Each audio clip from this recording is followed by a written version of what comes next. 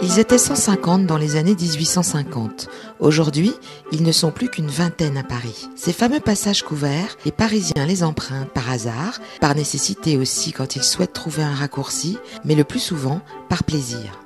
On les trouve en majorité sur la rive droite de la Seine, près des grands boulevards. Ancêtres des galeries commerciales, à la fin du XVIIIe siècle, ils ont été créés pour abriter le shopping des bourgeois de la capitale. Ils servaient souvent de lieu d'attente pour les fiacres ou diligences, raison pour laquelle on y voit de nombreuses horloges.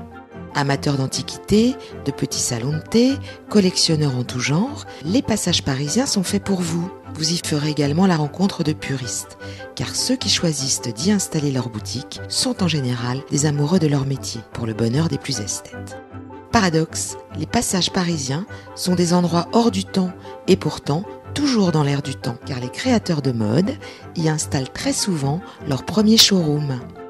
Ils peuvent être élégants, majestueux, ils sont finalement le reflet d'une époque oubliée et il y plane toujours un parfum suranné.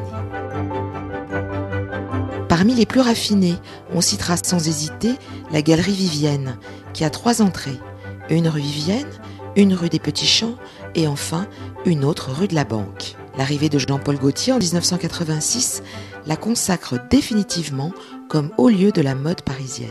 Mais, comme une grande dame, elle est restée très chic et tranquille. Juste à côté, le concurrent de la Galerie Vivienne, le Passage Colbert, moins commerçant mais très luxueux, il a été acheté par la Bibliothèque nationale de France et abrite de nombreuses institutions liées à la culture et à l'art. À son extrémité, la typique brasserie parisienne, le Grand Colbert, où vous ne manquerez pas d'aller dîner. Avec la trame diagonale de son carrelage noir et blanc, le passage Vérododa donne une illusion de profondeur et doit être aussi visité. Une de ses entrées se situe 19 rue Jean-Jacques Rousseau. Entièrement restauré en 1997, c'est le plus charmant des passages couverts de Paris. On terminera par le plus ancien, celui des panoramas, qui relie les grands boulevards et la Grange Batelière. Il bénéficie de la lumière du jour grâce à sa grande verrière et reste le repère des philatélistes. Les autres, comme le passage Verdot, celui du Grand Cerf, le Molière, le Vendôme, ont tous leur personnalité, leur charme et leur clientèle.